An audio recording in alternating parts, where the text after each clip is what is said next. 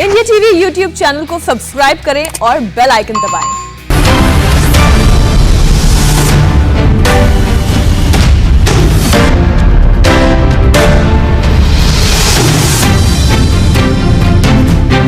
नमस्कार, मैं हूं अमित पाली। दोपहर के 12 बजने वाले हैं और मैं आपके सामने लेकर हाजिर हूं इलेक्शन का सबसे बड़ा शो। अब की बार किसकी सरकार? मैं आपको दिखाऊंगा यूपी पंजाब की हर वो खबर जिसका होगा 2022 के चुनाव पर असर। तो बिना देर के शुरुआत करते हैं आज की सबसे बड़ी 3 खबरों की।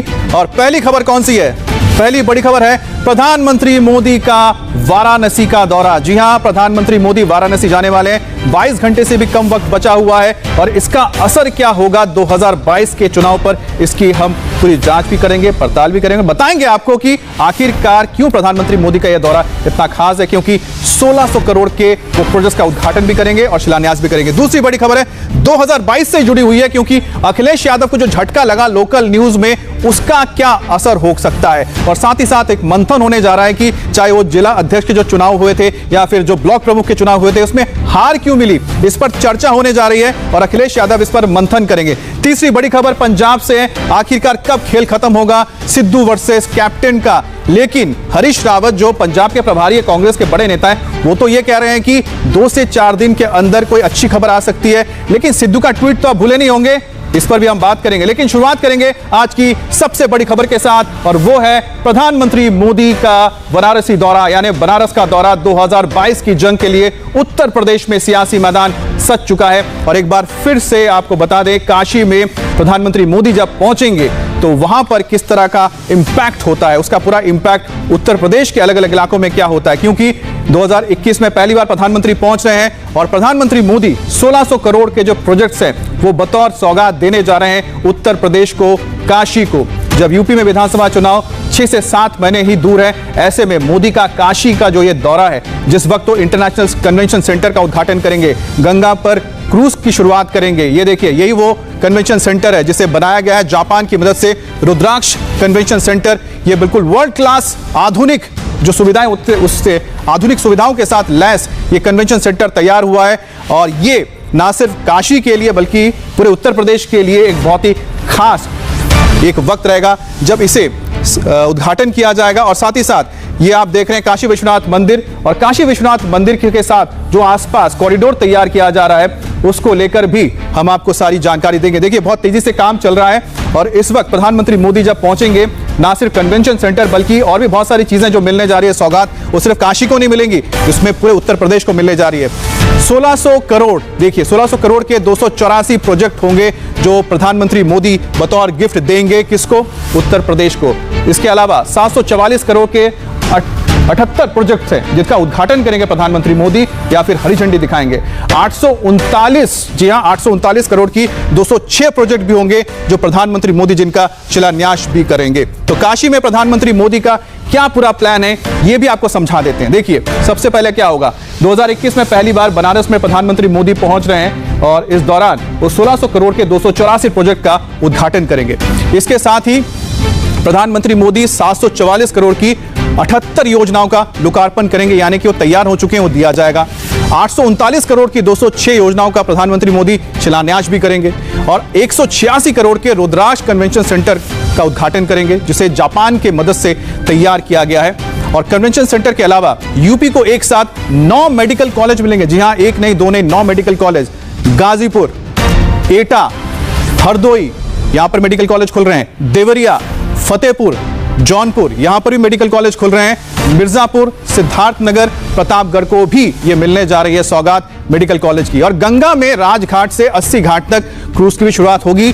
बनारस में 34 किलोमीटर लंबे पंचकोशी मार्ग का भी चौड़ीकरण होने जा रहा है और 14 हॉस्पिटल्स में, स्वास्थ्य केंद्रों में ऑक्सीजन जनरेशन प्लांट होगा, यानी कि थर्ड वेव अगर आता है तो ऑक्सीजन की किल्लत ना हो। इसके अलावा 45.5 करोड़ से बीएचयू में 100 बेड की एमसीएच विंग तैयार की जा रही है। 47 करोड़ से बीएचयू में 80 टीचर्स के फ्लैट तैयार किए गए हैं और 50 करोड़ की लागत से वाराणसी गाजीपुर रोड पर 3 लेन का फ्लाईओवर भी तैयार किया गया है। तो ये तमाम जो सारी चीजें हैं प्रधानमंत्री मोदी देने जा रहे हैं सौगात। तो प्रधानमंत्री मोदी 2021 में पहली बार अपनी काशी आ रहे हैं। यहां वो लोगों को 1600 करोड़ रुपए की सौगात देंगे। इनमें शामिल है 2 roll on roll of vessels जो कोचीन शिपयार्ड में बने हैं। और रुचि कुमार की एक रिपोर्ट के जरिए हम आपको समझाते हैं कि आखिरकार ये जो शिप आए हैं इसका क्या फायदा मिलेगा। प्रधानमंत्री नरेंद्र मोदी काशी के लोगों को 1600 करोड़ रुपए की योजनाओं की सौगात देंगे।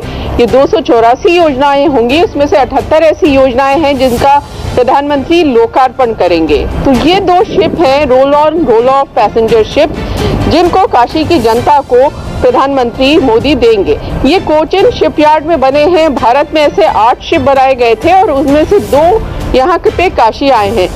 ये पूरा शिप है, इसमें 200 लोगों के बैठने की क्षमता है। 200 लोग इसमें बैठ सकते हैं। यहाँ पे 2 ट्रक और 8 गाड़ियां भी आ सकती हैं। लेकिन क्योंकि बनारस में गाड़ियों ट्रक का इस्तेमाल नहीं होगा, तो इसलिए इसको ओपन एयर रेस्टोरेंट बनाने की योजना है। गंगा में ये घाटों पे चलेगा और लोगों को पूरे बनारस के दर्शन कराएगा।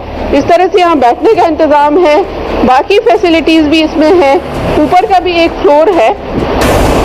एक शिप ये है और एक शिप बगल में है। ऐसा कहा जाता है कि साल में करीब 25 लाख पर्यटक यहाँ आते हैं। तो ये जो शिप है, इससे पर्यटन को बढ़ावा मिलेगा। जो लोग गंगा आरती देखना चाहते हैं दशाश्वमेध घाट पर, वो इस शिप से जाएंगे और बाकी भी सारे घाटों में और गंगा जी में के दर्शन करेंगे, सारे घाटों के। तो बड़ी सौगात बनारस के लोगों के लिए प्रधानमंत्री मोदी की ये होगी। कैमरामैन राजीव राय के साथ रुचि कुमार, इंडिया टीवी, वाराणसी।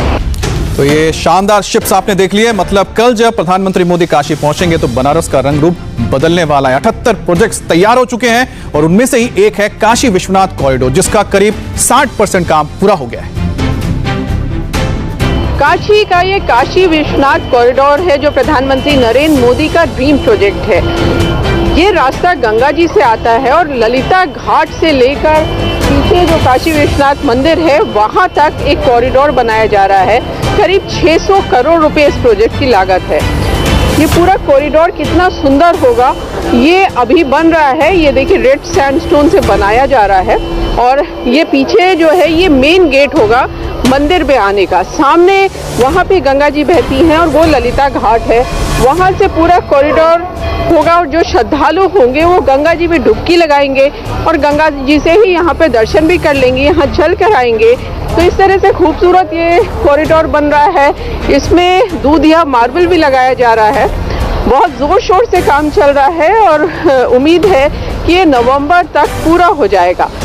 ये पूरे देखिए गलियारे इस तरह से बनाए जा रहे हैं। इस मंदिर में एक गेट आपको ये दिखाई देगा और इस कॉरिडोर को बनाने के लिए यहाँ 300 घरों को एक्वायर किया गया और उनको पैसा दिया गया। पत्थर में नक्काशी का काम यहाँ पे चल रहा है और इस कॉरिडोर में लाइब्रेरी होगी, सांस्कृतिक सेंटर होगा, गेस्ट हाउस होगा, यज्ञशाला होगी और जो तीर्थयात्री आएंगे उनके रुकने का इंतजाम होगा। तो बहुत बड़ा मैदान यहाँ पर सामने अब दिखाई दे रहा है। तो जो श्रद्धालुओं को दिक्कत होती थी वो दिक्कत अब खत्म हो जाएगी और गंगा जी में डुबकी लगाएंगे और आकर सीधे यहाँ पे दर्शन कर लेंगे। और हमसे जुड़ गए हैं रुचि कुमार, उनसे बात करते हैं, जानते हैं कि आखिरकार जो ये हम तस्वीरें देख रहे हैं इसका इंपैक्ट क्या हुआ। रुचि, वो तस्वीरें हमने देखी जिसमें काशी विश्वनाथ कॉरिडोर सबसे ज्यादा प्रभावित करता है, क्योंकि मैं जब कई साल पहले वहां गया था तो छोटी तंग गलियां नजर आती थी, आसपास कुछ और नजर नहीं आता था, लेकिन अब तो लग रहा है बिल्कुल भव्य कुछ वहां पर तैयार हो रहा है। इसका इंपैक्ट क्या होने जा रहा है 2022 में? देखिए, ऐसा है कि 2014 में प्रधानमंत्री मोदी जब प्रधानमंत्री नहीं थे तो वो यहाँ पर आए और यहाँ से चुनाव लड़ा काशी से। तो तभी से उसके बाद प्रधानमंत्री हो गए, दोबारा प्रधानमंत्री हुए, तो काशी से उनका खास लगाव है।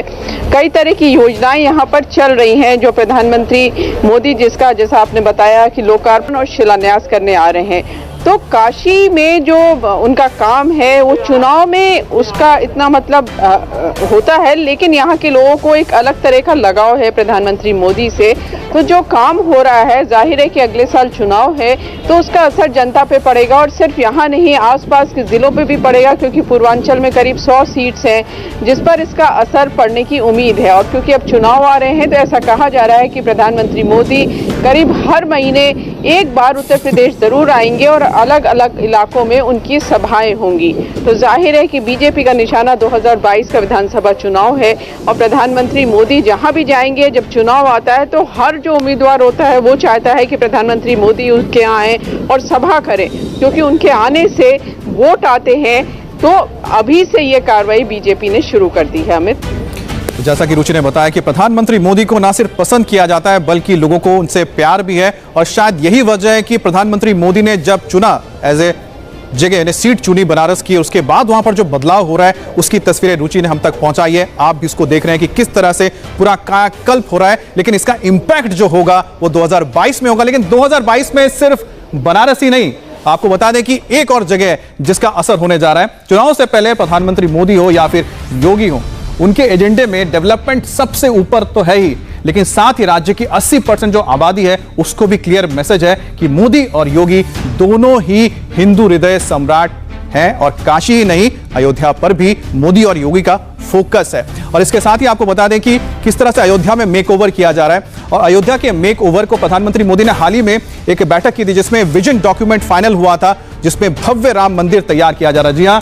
भव्य राम मंदिर तैयार हो रहा है, जिसका काम भी शुरू हो चुका है। इसके अलावा 30 साल का एक प्लान तैयार किया गया है, जिसके तहत वहां पर अलग अलग चीजें बनाई जाएंगी, जैसे कि हेरिटेज सिटी होगा, स्मार्ट सिटी वहां पर तैयार किया जाएगा। करीब 20,000 करोड़ रुपए की लागत से इस प्रोजेक्ट को तैयार किया जा रहा है। अयोध्या का अपना इंटरनेशनल एयरपोर्ट भी होगा। जी हां, अपना एयरपोर्ट होगा, और अयोध्या को चारों दिशा से हाईवे से जोड़ दिया जाएगा।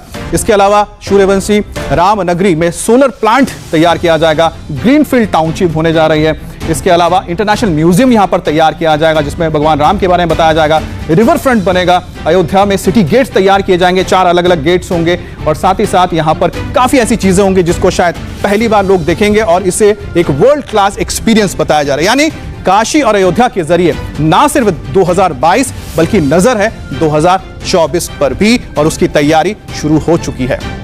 अब बात करते हैं हमारे अगले खबर की, क्योंकि अगली जो खबर है वो भी उत्तर प्रदेश से ही है, लेकिन हम बात करेंगे अब किसकी? जी हां, समाजवादी पार्टी की, जिनको जबरदस्त झटका लगा है। कब लगा? जब लोकल चुनाव हुए। जी हां, लोकल चुनाव में जो करारी हार मिली उसको लेकर अब समाजवादी पार्टी मंथन करने जा रही है। आज अहम बैठक होगी, और इस बैठक में यह देखा जाएगा कि आखिरकार जो लोकल चुनाव हुए थे, चाहे वो जिला अध्यक्ष के चुनाव हो या फिर ब्लॉक प्रमुख के चुनाव हो, क्यों पार्टी हार गई, जिसमें अखिलेश यादव होंगे, रामगोपाल यादव इसमें शामिल होंगे। इसके अलावा इसमें समाजवादी पार्टी के अध्यक्ष नरेश उत्तम, एसपी के 46 एमएलए भी बैठक में शामिल होंगे। हमारे साथ आपको बता दें कि कुछ देर में इस बारे में और जानकारी के लिए मेरे सहयोगी भी जुड़ जाएंगे, लेकिन विशाल प्रताप की एक रिपोर्ट आपको दिखा देते हैं, जिसमें उन्होंने सारी डिटेल बताई कि आखिरकार ये जो बैठक है इंपॉर्टेंट क्यों है इतनी आज।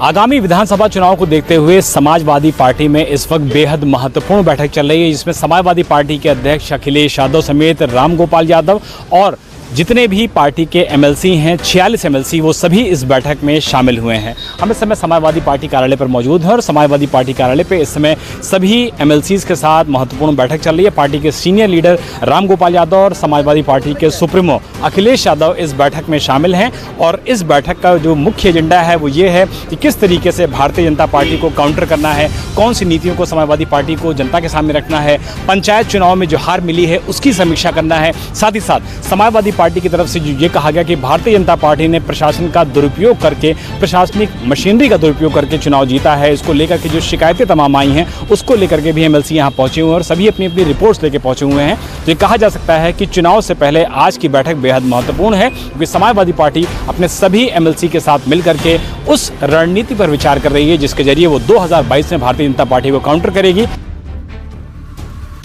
तो कहीं ना कहीं जो मुस्लिम यादव जो समीकरण है उसको भी चुनौती मिल रही है ओवैसी के वहां पर आने से। तो ऐसे में दोहरी चुनौती है अखिलेश यादव के लिए, एक तरफ बीजेपी, दूसरी तरफ ओवैसी। लेकिन इसका क्या रास्ता निकलता है ये तो हमें पता लगेगा 2022 में ही। और वैसे आपको बता दें इलेक्शन शो में इस वक्त ब्रेक का वक्त हो गया, लेकिन ब्रेक के बाद बहुत ही इंपॉर्टेंट है, पंजाब में क्या सिद्धू और अमरिंदर के बीच झगड़ा सुलझ गया है, पूरी डिटेल ब्रेक के बाद।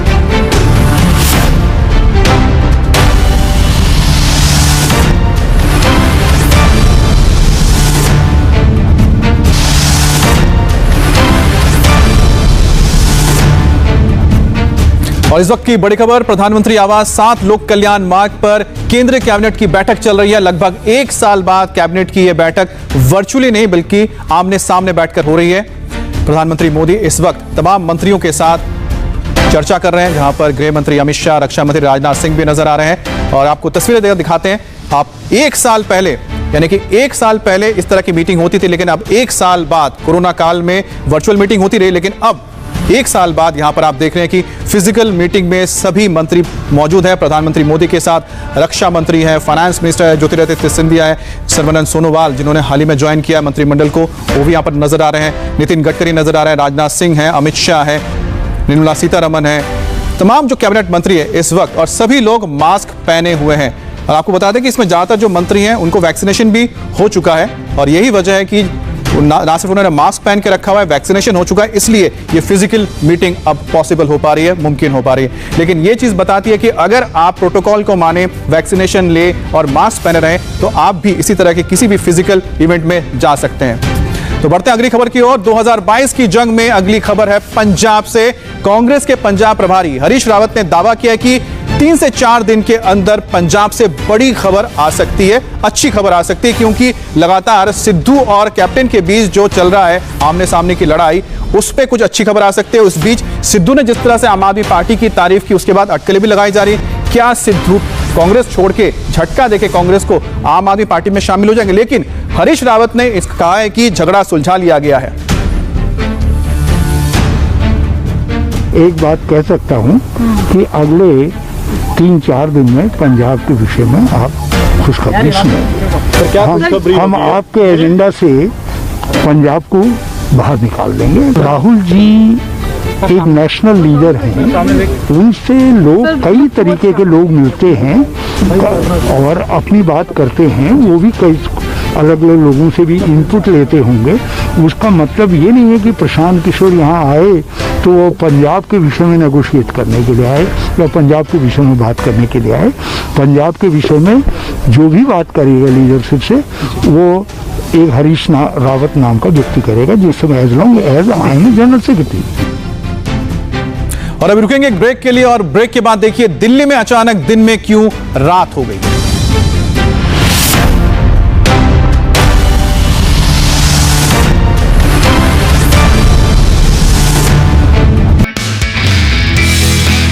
नमस्ते, मैं हूं मीनाक्षी जोशी। वीडियो और खबरों से अपडेट रहने के लिए India TV YouTube channel subscribe करें, बेल आइकन दबाना ना भूलें। जुड़े रहें इंडिया टीवी के साथ।